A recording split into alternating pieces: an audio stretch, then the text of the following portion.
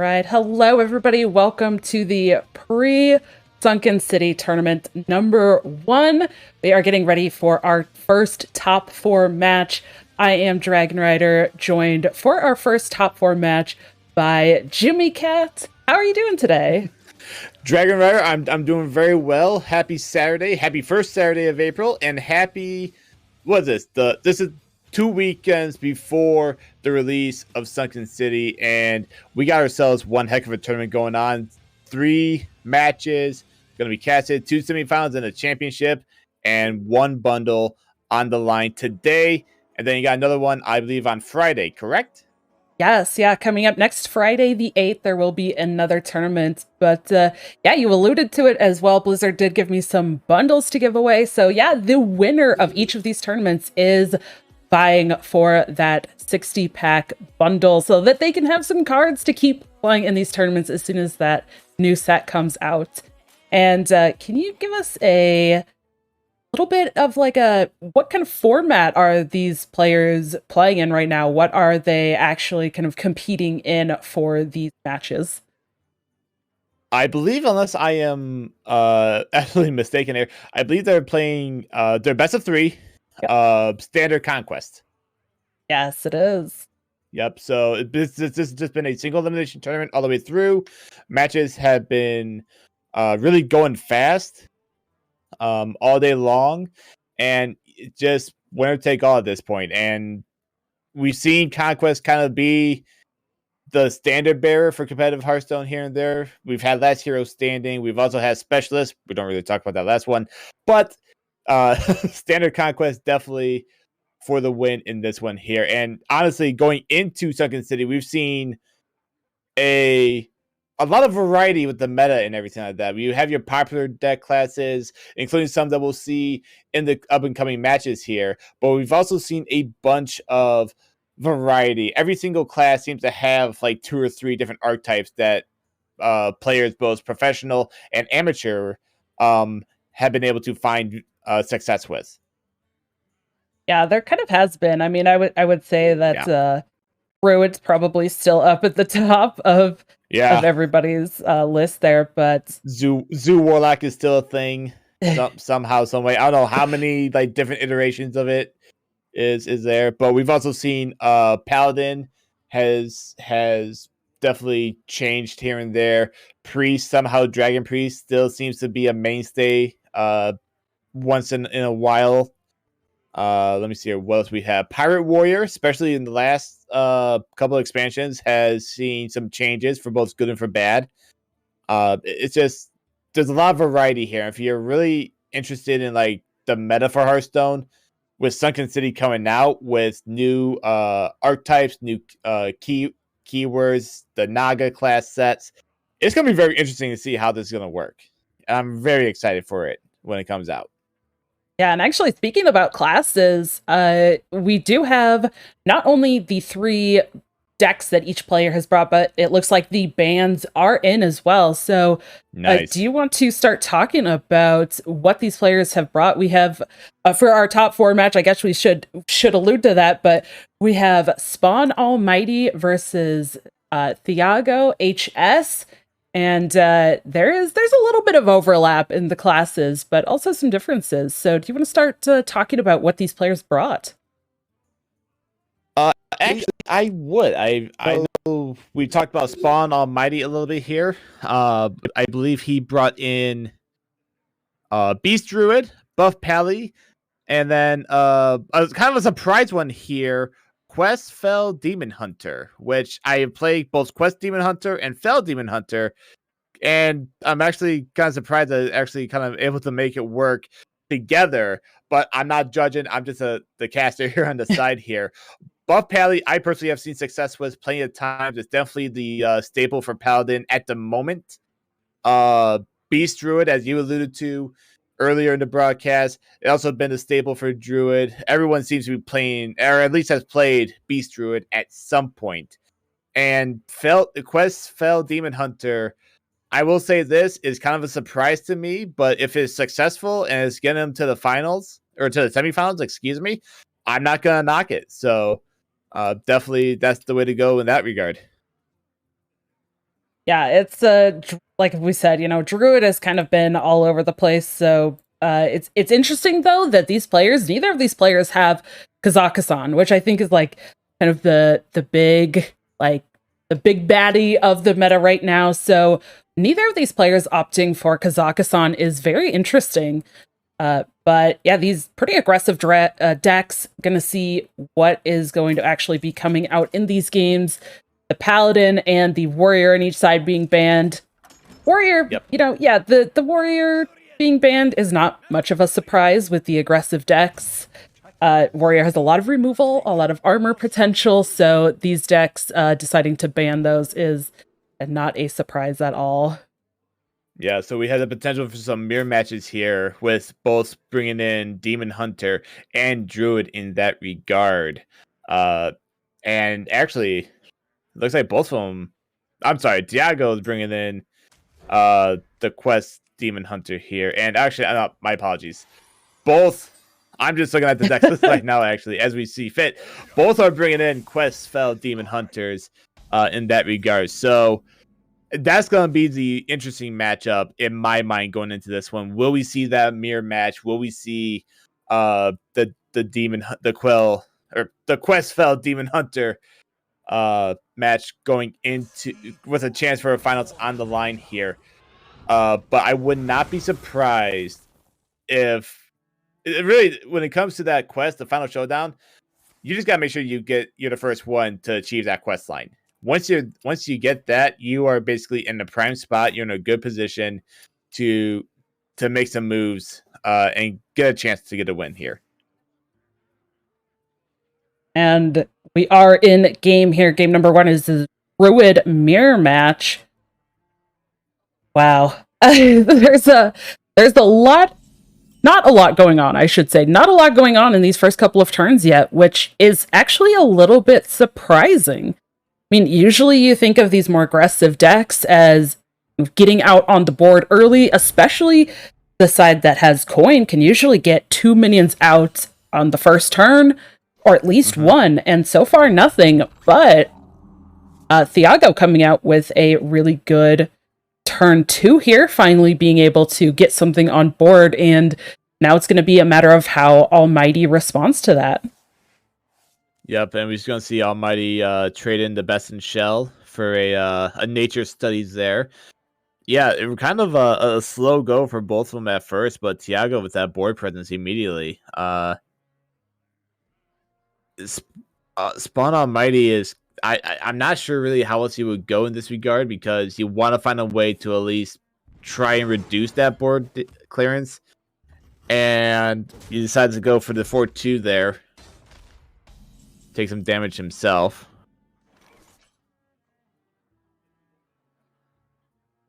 This is a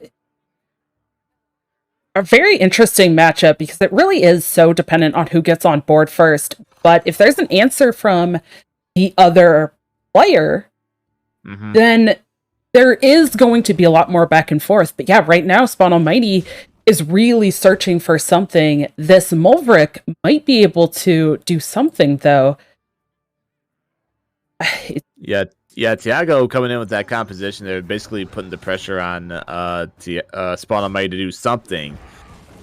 And doing something indeed they do, but you basically put the momentum back in Thiago's hand because you're able to get the cards from the composition and everything. Then other nature studies comes into play, so... Yeah.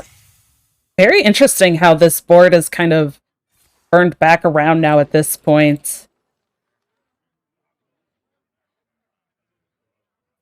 This is an interesting choice. The Lunar Eclipse is actually pretty good in the more aggressive matchup. Yeah, and Thiago does go for that. Going to try to keep Almighty off of the board.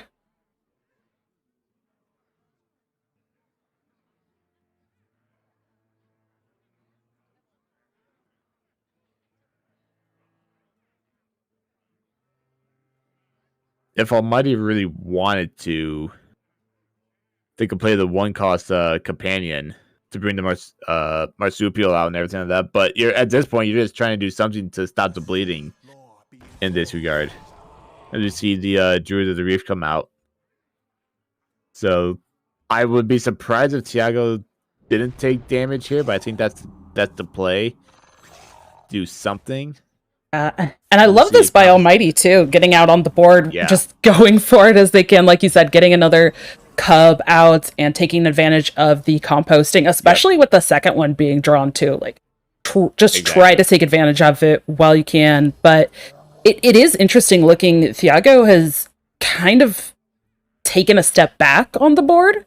Like, they were pretty far ahead those first like 2 to 3 turns, and then kind of it flipped around because of that Mulvrick, and now hoping to climb back into the game. But as soon as there is some good combo potential here, like there is some great stuff in hand. This Owl and the Matriarch, they're just kind of sitting here waiting now for the chance to come out on board and start demolishing. But it looks like these are going to come down now behind all of these other taunts. And we'll see the other composting come into play here. So Tiago was able to take a step back, but they didn't stay back for long now. They were able to immediately get basically a full board and able to make some moves to get back into this one. So Tiago took a step back, like you said, but he immediately stepped back in and just said, we're back in this thing. And now they're putting the pressure on Almighty to do something this turn. Yeah, this is looking pretty rough for Almighty. I mean, I mentioned before how this is such a board-centric kind of matchup, and being behind on board, especially when you're staring down a board like this, is not a great feeling. There's not a lot of mana to work with either, relatively. I mean, yes, 6 mana for a more aggressive deck seems like it might be a lot, but there's actually some kind of clunky cards in hand for the mana. 5 mana right now for the Arbor, but that's not leaving, much else to do. No, it's not. And the adorable infestation coming in and everything. You're just trying to do something to stop the bleeding a little bit, but what else could you do? The Iron Deep Trog, though, would have been great.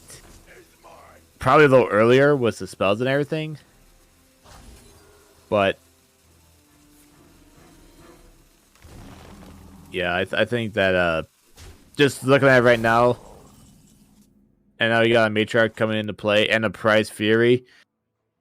Tiago is definitely back in this one, and just he's running away with this one, and he's not taking his foot off the gas. Best way to describe it. Yeah, exactly. Yeah, and the Pride's Fury pickup, like you said, just continues that acceleration, and this is so much damage. Yeah, you see the emote even coming out here from Almighty. This is just way too much to deal with when you have to rely on a board. When when you're facing down just the minions on board and you have only minions that you could even try to respond with. Like, there's no removal options.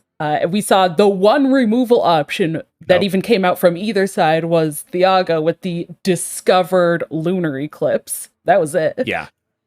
Yeah, no, that was basically it. And the minute that Thiago got the lunar eclipse, that was kind of that check moment right there. So yeah, that was just all Thiago right from the get-go. And as we get ready to go into game 2 here, we'll definitely, I'm interested to see if Spawn Almighty, who's bringing back the Druid, see if he can get vengeance from the last time. We'll see this Quest Fells Demon Hunter. I swear I'm gonna botch that name up at some point during this broadcast here, but we'll see how this plays out here. And very unique hand there as we see the quest come into play for Tiago. For Spawn Almighty now got the coin, but we'll see the Vibrant Squirrel come into play. Yeah, this is again another interesting matchup. Both the Fel DH and the Warrior. We talked about how the Warrior was banned out because of all the removal and the armor. And I mean, this Demon Hunter has so much removal as well. So it does seem like the druid, therefore, Spawn Almighty might be a little bit unfavored. But look at that, already coming out with another squirrel. Applying pressure consistently is going to be something that Almighty is definitely looking for and hoping to stay on board. But yeah, Thiago already has some more removal with both an Immolation Aura and a Fell Screen Blast sitting in hand, and now picks up the Warblade! Thiago has more than one way to clear this board. And when you think about it also, like, you got the trained Arcanist also. If you wanted to throw in the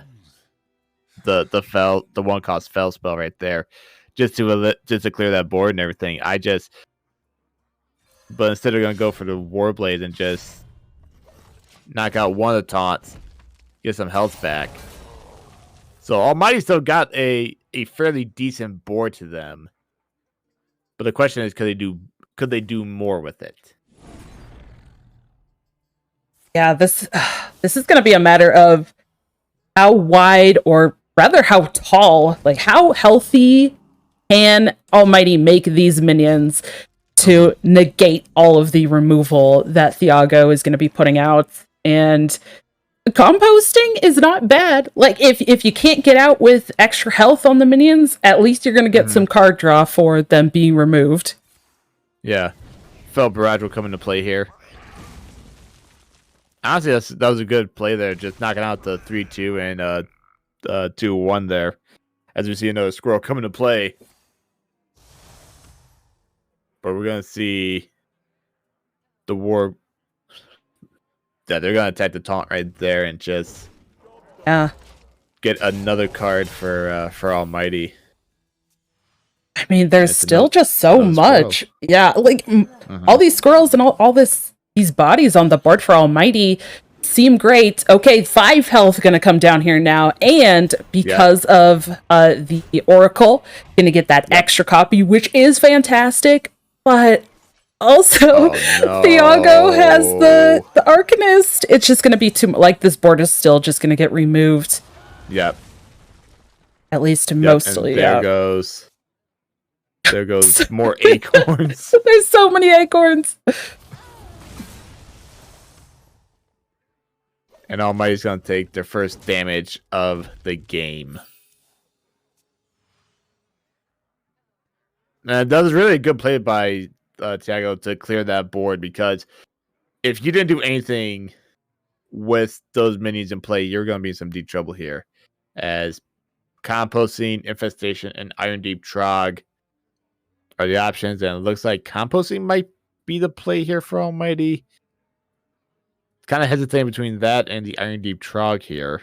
Yeah, this is a tough call. I mean, the composting does seem good, but without guaranteeing that they're going to be on board, it's kind of like, well, do they have enough resources right now to get on board and play the composting, or is it just play this Trog and hope that it might be enough to slow Thiago down, since there's already been some removal played? But oh my, if this hand couldn't have gotten any better for Thiago, that was the draw to make it even better.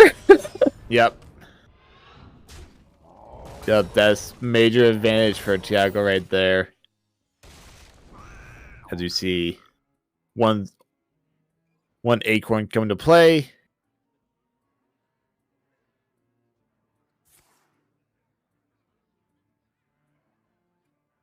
That Pride's Fury is kind of interesting. Yeah, Blizzards are going to go for the composting instead. Yeah. I mean, and this is tough too, because if they play the composting, right? If Almighty plays the composting right now, there's going to be another, like, the actual copy of composting drawn. So there is the opportunity to have played double composting there on 2 minions. But I like this play even more, just trying to, keep getting on board. Like, there's been multiple removals already used. So at this point, Almighty has to just say, okay, I know you have a lot of removal, but there's only so much removal that you can have. And if you don't have it now that you've already used some, you're going to start paying for it. Yeah, keep in mind, I don't think Tiago has done anything with the quest line so far. No. I mean, and that might just be because the draws have been so effective for them in this game. But even so, you see another acorn come to play. Yeah. So many acorns. So many acorns. You know, just everything's worked so far. As we now see the hand going to play here. And the first part of the quest line is done. Yeah, and it's one of those things too where I think in this matchup the quest is almost irrelevant until later in the game anyways. I think what we've seen Thiago do here is just focus on keeping the board, right? Just clearing minions, having that heal, the removal, and yeah, you said, well, finally now they're getting to complete the quest, but like, who cares? Who cares about completing the quest? Just keep the druid off the board. The minute that Jace Darkweaver comes into play for Tiago, the minute that he's drawn, I would not be surprised if Tiago just plays it. Because you want to talk about board clearing, that's definitely gonna do it right there. Oh yeah. Yeah, and finding those early fell spells for removal absolutely is gonna help that. Interestingly here, Almighty too had another discover option, took that Scale of Onyxia, but yet again, we're seeing here's where Almighty is going to go wide on board again, just continuing this trend. There's still a composting in hand, but now there's also this Arbor up, and we've already seen one of the increase in spell damage be used. So now here's where Almighty is going in on this board and trying to increase the health of the minions to hope that, okay, finally I'm going to put out a board that doesn't get removed. But this top deck again. Oh man. The expendable performers come out, and that is going to hurt. Gonna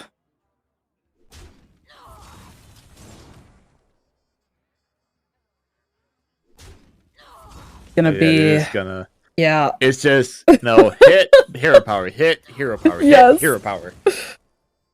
Yeah, so many hero powers. And I'm thinking, though, it's going to be just shy of an actual lethal.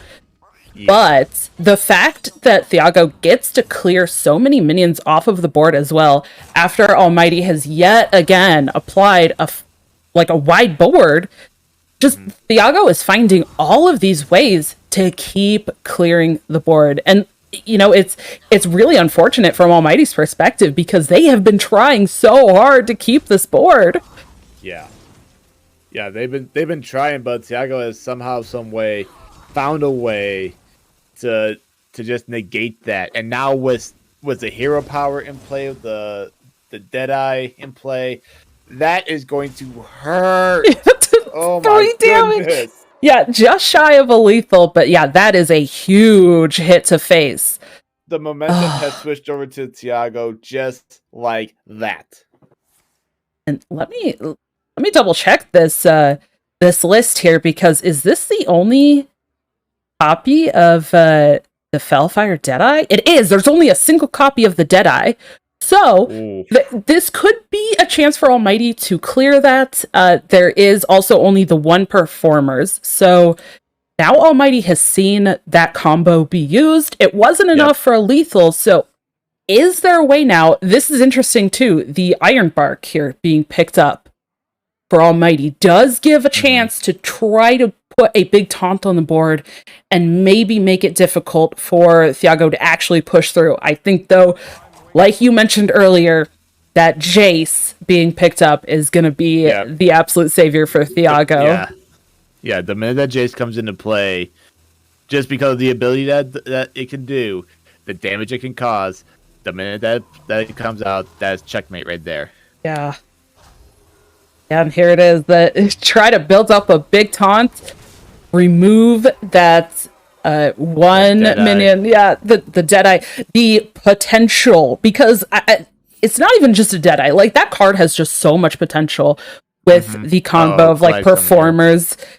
Yeah, Glide is interesting too, especially after Almighty just played a lot of cards, because now playing the Glide outcasted means that Almighty actually would get an additional card above what they have now. Mm-hmm. I kind of like this. Thiago going to go for other draw. The Arcanist coming into hand. Arcanist and the Immolation Aura can do some work here. Yep. But it's not going to get rid of that taunt there. No. And I think if you're Thiago, that's what you really want to do. You want to find a way to get rid of that taunt. Yeah. More squirrels. And there goes. Here comes a squirrel, and there goes a squirrel. There it goes. Just one at a time. Yeah, Thiago's not going to have to do anything, but he's going to have to attack that taunt. Yeah. And we see another squirrel come to play, and another one. Just all the acorns. Yep, just why not? So now, finally picking up yet another taunt here with this matriarch, and gets to copy it because of this Alloon. Yet again, Almighty saying, okay, I am getting another board. I am putting out this health. I've seen removal after removal after removal. I'm not dead. I'm not dead yet. I'm not dead yet. I'm still fighting here. Hanging on with that 3 health. Yep. And I love this. Post.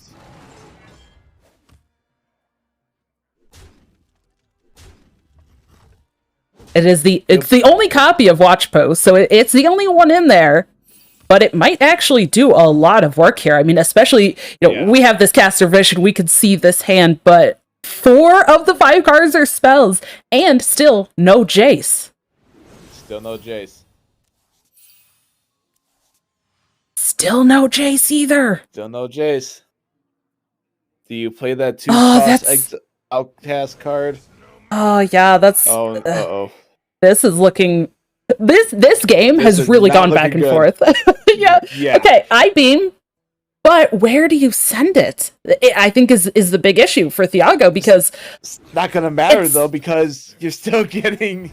Oh no! There it is. There's the Jace finally completing the quest, getting the Kurtrus, but these minions are now buffed up. Oh no! Yeah. Wait. Wow. I completely forgot the barrage. Yeah, that just okay. Sweep. Wow. Oh my god. I didn't even realize. I was just looking at it going, okay, there's all these buffs going on. And it's like, hold on a second. Wait, what did he play? What? Yeah. God. Oh my gosh. That's such like an undercut, right? Like, wow. Yeah, it's incredible to see that too, because we were so focused on the board, but obviously Thiago has a ton of experience with this deck and really was like honing in on, okay, I can not care about their health. And actually the watch post seemed like such a great idea, and it ended up actually, I think, hurting Almighty there. Yeah. Wow. Yeah, it really did. That game, honestly, it felt like it was a back and forth all around. You thought that Almighty was lured into a false sense of security because they had no idea that the Fel Barrage was drawn, and then we're thinking, oh, Jace got drawn. We'll see it next turn. It'll do a lot of damage and end the game for him. And the next thing you know, Fel Barrage comes out, game over. Thiago with the sweep, and they're off to the finals to await the winner of. I don't even know if the semifinals for the second match are set yet. It is. Take a quick look. It is indeed. Yes. Our next top 4 match is going to be Matt R versus Min, and that's going to be coming up momentarily. But yeah, what an incredible series! I mean. Yeah, Almighty, I think Almighty played as well as they could with what they were given. But yeah, going up against the Fel Demon Hunter, that quest Fel Deej, and the Warrior, had to ban one of those out, and pretty much knew I've got a 50-50 with the Druid Mirror match, and then a pretty unfavored matchup against the Demon Hunter. It was starting off as an uphill battle, but I do think that they played as well as they could have for and what they were given with the match overall.